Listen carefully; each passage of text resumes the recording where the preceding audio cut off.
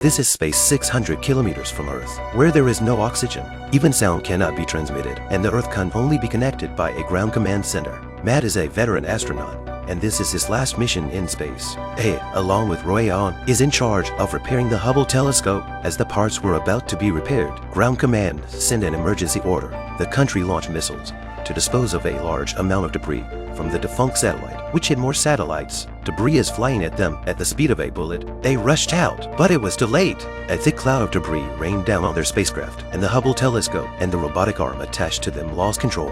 Matt directs Roy-on to free himself from the robotic arm, but as soon as Roy-on releases the safety rope, he is thrown out. Roy-on, on his first space flight, was gasping for breath due to lack of experience and was running out of oxygen. Matt tries to calm Roy-on down and gets Roy-on to turn on the flashlight.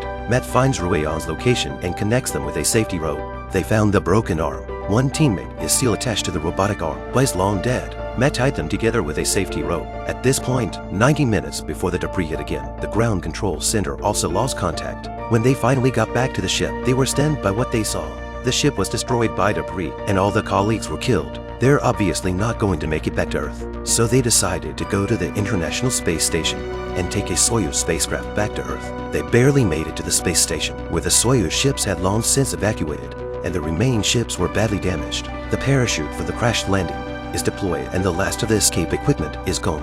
Matt's thrusters had only a little fuel left. He decided to go for it again, run out of fuel to slow down, and crashed directly into the space station. The in-flight solar panels cut the tow rope. Luckily, Roy-on's feet were tied to the safety rope, so they didn't all drift off into space. He quickly pulled Matt back, but the rope was too thin to support the weight of both men. In order to keep Roy-on alive, Matt unhooks the safety rope and floats off into space. Roy-on was pulled back to the station by the tow rope. Roy-on had no time to grieve before he crawled to the escape pod. At this point, the oxygen will run out. It's a good thing their radios are still connected. With Matt's guidance, he made it to the space station. Matt tells Roy-on that he must find the Great Powers Tiangong ship and rely on the Tiangong ship to return to Earth. The first time this woman went into space, she almost never came back. The spacecraft was destroyed by space debris, and all the colleagues were killed. With Matt's guidance, Roy-on entered the space station 1 second before passing out. She took off her heavy spacesuit and gasped for oxygen. Then she thought of Matt, who was still floating, and began to call him, but she could not reach him.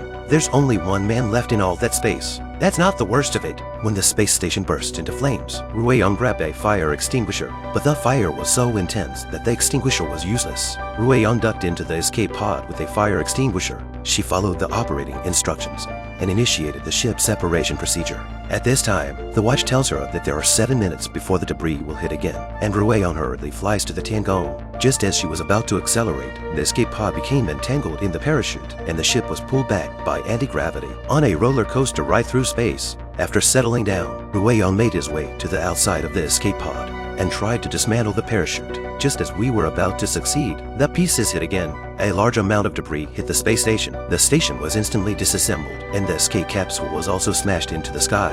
Roy-on was undisturbed and was able to release his parachute. She returned to the escape pod and prepared to fly back to the sky. She had just adjusted her angle and was about to fly when the escape pod indicated she was low on fuel and unable to fly at all. To make matters worse, with no fuel, the temperature in the escape capsule was also dropping sharply. When Roy-on tried to contact Earth, he got an international radio station and couldn't understand what he was saying. Roy-on decides to give up and stay in space forever with his colleagues. She's got the oxygen level down to a minimum. The desperate woman waited for death. Just then, Matt suddenly opened the escape pod. He turns on the ship's systems and tells Roy-on that since there is no fuel, just turn on the landing program and there will be power to push the ship forward, thus reaching the sky. When Roy-on opens his eyes, he realizes that Matt is not there at all. Roy-on was hit by space debris and escaped unscathed. She remembered Matt's words and her hope was renewed. After retuning the oxygen, she took out the operating instructions and separated the capsule as instructed. When she turned on the landing system, the capsule relied on inertia to start moving towards Skycraft. Roy-on finally got close to the Tiangong. However, the Tiangong was also hit by debris and was about to enter the atmosphere, and she had to enter the Shenzhou immediately to return to Earth. Then Roy-on remembered the fire extinguisher. She opened the hatch, was catapulted into space, found her way, pressed the fire extinguisher, and flew toward the Tiangong. As we got closer, the fire extinguisher ran out of power. In her panic, she grabbed the handrail. She scrambled up to the entrance, but the crew of the Sky had already evacuated. She found the Shenzhou, finally entered the escape pod. She saw all the Chinese operating system. The heart is very desperate. Regret did not learn Chinese. However, at this time, the sky is about to enter the atmosphere, and if it is not separated, it will be too late to learn Chinese. When the chips are down, Rueyong can only guess. Fortunately, she was lucky this time. After the operation finally succeeded, the Shenzhou separated from the skycraft and flew toward Earth, entering the atmosphere along with the disintegrating pieces. The temperature inside the Shenzhou began to rise. It was about to catch fire, and the parachutes finally opened automatically. The escape pod was cushioned to land on the lake, and as soon as Rueyong opened the door, the water rushed in, and the pod slowly sank. Rueyong took the opportunity to swim out, but the suit was too heavy, no matter how hard she tried to swim. Okay, at the critical moment, Rueyong took off his spacesuit and struggled to swim out of the water. She lay on the bank, grabbed a handful of dirt, and felt the smell of the earth after a narrow escape. This is the end of the story. There's only one man in quiet space, and it can even send a distress signal. Even the environment is not habitable, which is scarier than a horror movie. Fortunately, Rueyong survived thanks to her amazing ability to save herself. If you were alone in space, would you be able to find a way to escape back to Earth? Thanks for watching, and we'll see you next time.